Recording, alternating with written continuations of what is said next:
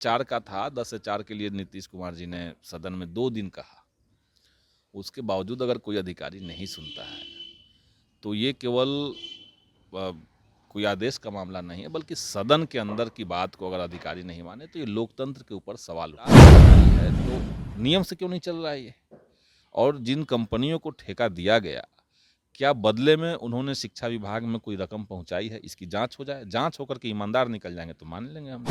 Tender का ठेका शिक्षा विभाग में दिया गया, और अगर मैं बता दे रहा हूं आपको कि अगर ये ढंग से जांच हो जाए तो ये बहुत बड़े पैमाने पर घोटाला सामने आने वाली बात है। सब लोग जानते हैं कि बिना टेंडर के ही ठेका दिया गया। न्यूज पोनेशन में हूँ आपके साथ नृतम। नियोजित शिक्षक के मुद्दों को लेकर विधानसभा का सत्र काफी हंगामेदार चल रहा है, लेकिन नीतीश कुमार ने कह दिया है कि वे ईमानदार अधिकारी हैं। के पाठक, उनके खिलाफ भाकपा माले के लोग लगातार मोर्चा खोले हुए थे।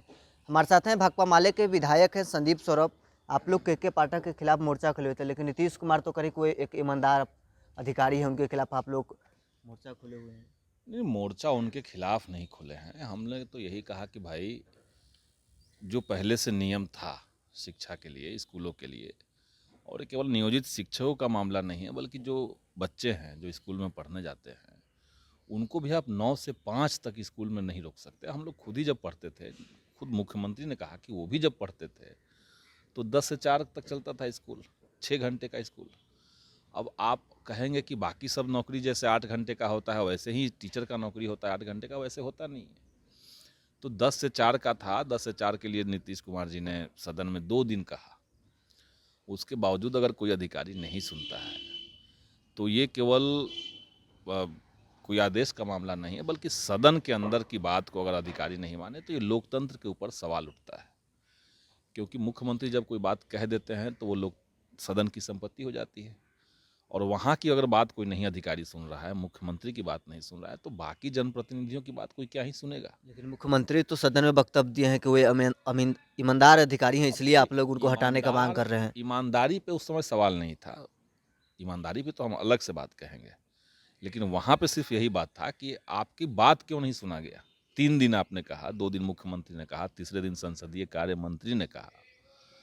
उसके बावजूद भोजपुर में कुछ एक स्कूल में कई सारे शिक्षकों को इसलिए नोटिस दे दिया गया, उनका वेतन काट दिया गया कि 9:05 में आप स्कूल क्यों नहीं पहुंचे थे। तो मुख्यमंत्री सदन में कह रहे हैं कि 10 बजे स्कूल खुलेगा, लेकिन के पाठक कह रहे हैं कि नहीं, 9:05 में आप नहीं आएंगे तो आप पे कार्रवाई हो जाएगी। तो बिहार के शिक्षक किन की बात सुने, ये तो सवाल है। हम तो सीधे ही बात कह रहे थे।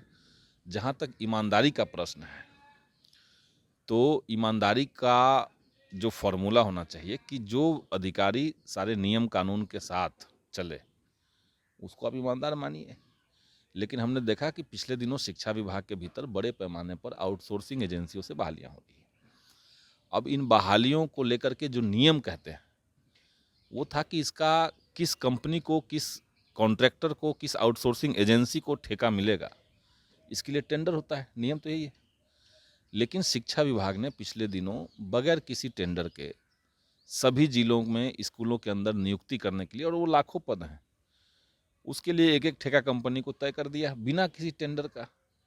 उसी तरीके से बिहार के जितने कॉलेज हैं, यूनिवर्सिटी हैं, उसके लिए 4 कंपनियों को तय कर दिया गया कि यही 4 कंपनी जो हैं वो सारे कॉलेजेस में या यूनिवर्सिटीज़ में ये लोग गेस्ट फैकल्टी प्रोवाइड करवाएंगे। तो फिर यूजीसी किस लिए है?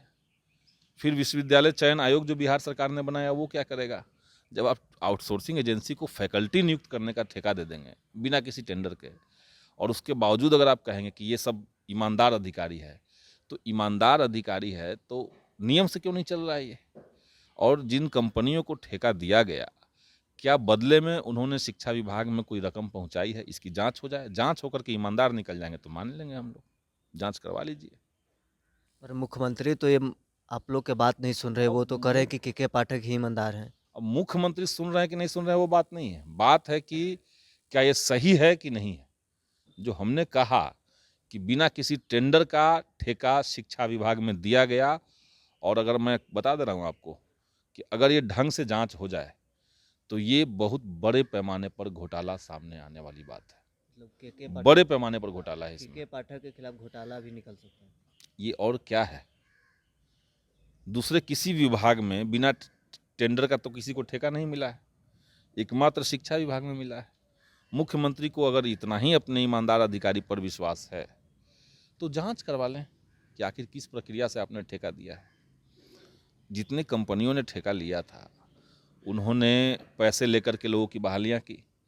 जो लोग बहाल हुए, जैसे कंप्यूटर इंस्ट्रक्टर बहाल हुए, 6 महीना 4 महीना 5 महीना हुआ उनका, अब उनको अभी तक कोई पेमेंट भी नहीं मिला।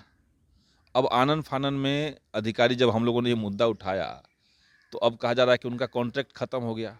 तो ये हजारों लोग जो बहाल हो गए, जो पैसा दे करके किसी कंपनी को यहाँ तक बहाल हुए थे, उनको ये उम्मीद थी कि उनका नौकरी धीरे धीरे पक्का हो जाएगा।